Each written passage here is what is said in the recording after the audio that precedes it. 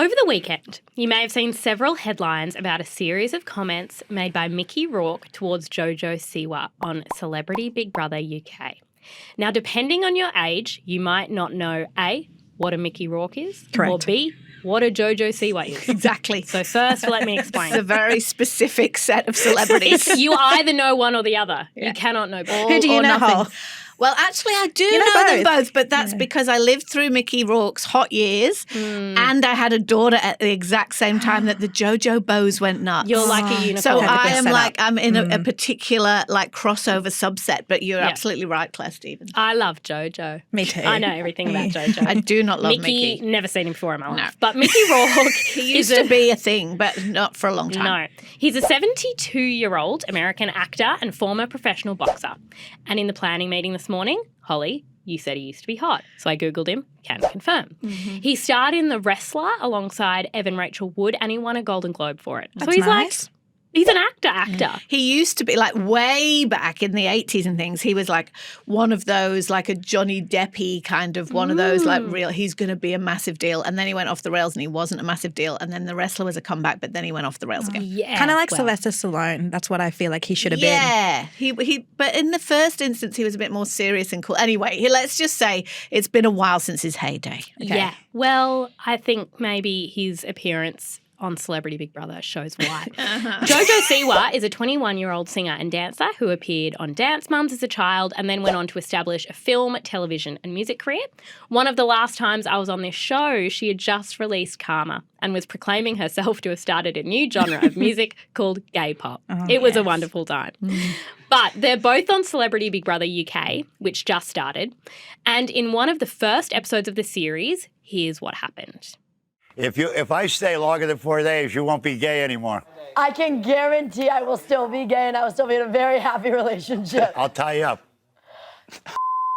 Promise you that won't happen. I dare you to try. You'll be the one tied up.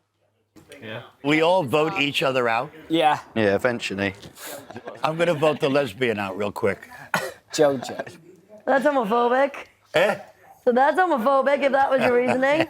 This is undiscussable. The lesbian I'm going to vote out. No, you can't do that, Mickey. You also can't say that. I need a Not talking to you. Mickey, you can't say that, Mickey. He was called to the diary room afterwards No shit. and given a warning, to which he said, I apologise. I'm just talking smack, you know. I wasn't taking it all so serious. To Siwa afterwards, he apologised for having a short fuse, which didn't actually make sense given what he said. But he was told he would be removed from the Big Brother house if he exhibited further language or behaviour of this nature, which, spoiler alert, he did, and he has. As of Saturday, he agreed to leave the show following another incident entirely unrelated to the incident with Jojo.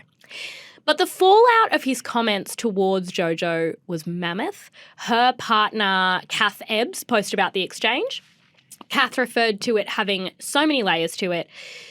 And Ebbs pointed out that referring to turning Jojo straight and tying her up were both really violent jokes and actually more serious than the homophobia. Do we think the reaction to this is evidence of progress? The fact that it was just like, Mickey, no. Mickey, stop. You can't say that. Absolutely. I think it's really interesting because you know how I just before I was kind of half-heartedly defending Walton Goggins trolling Amy Lou by saying, oh, he's old, he doesn't really get it. That's exactly what Mickey Rourke's rep tried to do, right? She tried to play the whole culture wars card. She said, because he's 72, obviously, and she said he speaks from his heart and he means well. He's not creepy. He's not pervy. He's not trying to offend gay people. He just doesn't realise that now every word you say can and will be used against you, and that's just the way this world works now. Bullshit. He used a slur. He used a homophobic slur, knowing what he was saying because he was trying to do a play on words. 100% he did.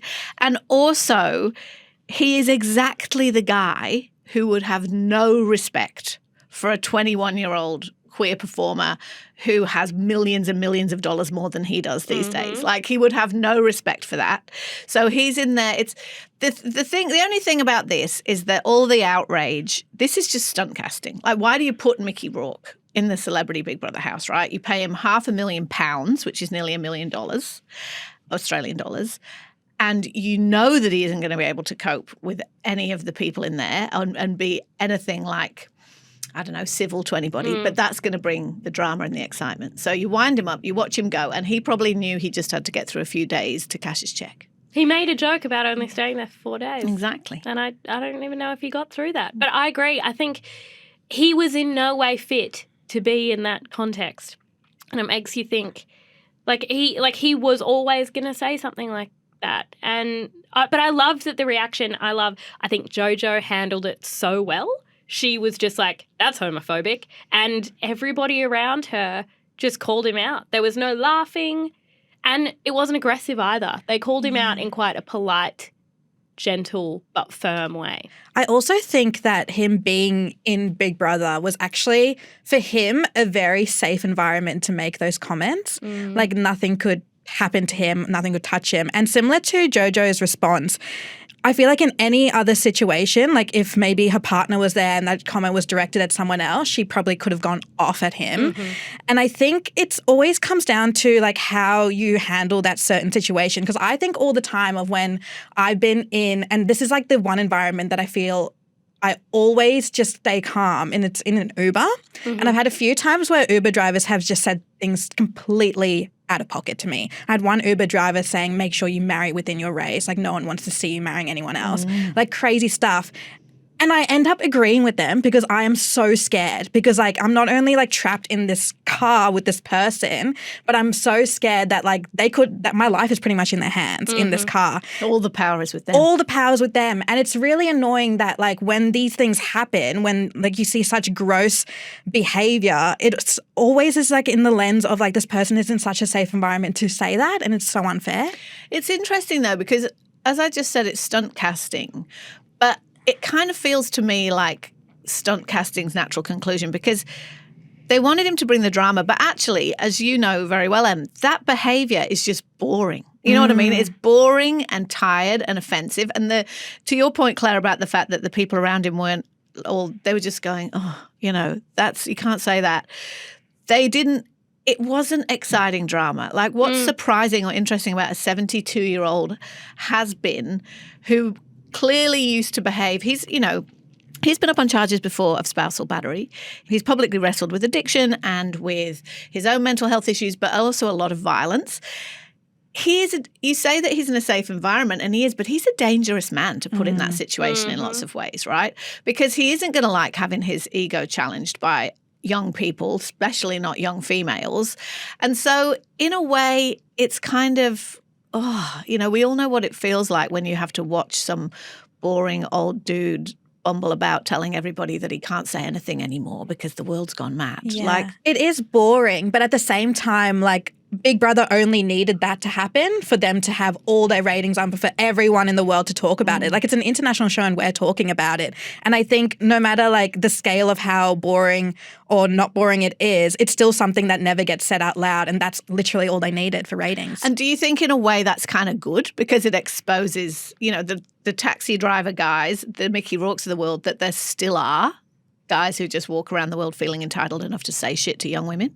Well, I don't know. I feel like if I wasn't on this podcast, like that taxi driver story like would never be heard.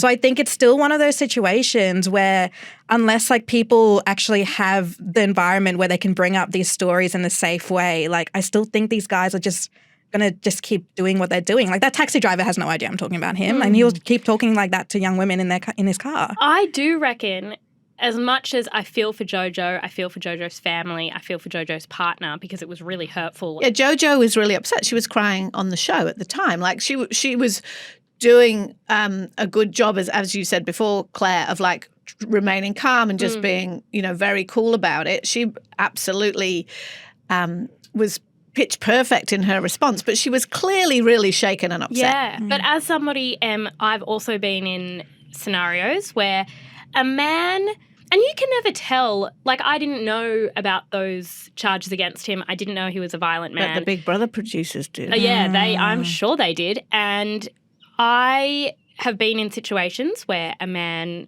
says things that in my head I'm going, that's homophobic, that's sexist, that's racist.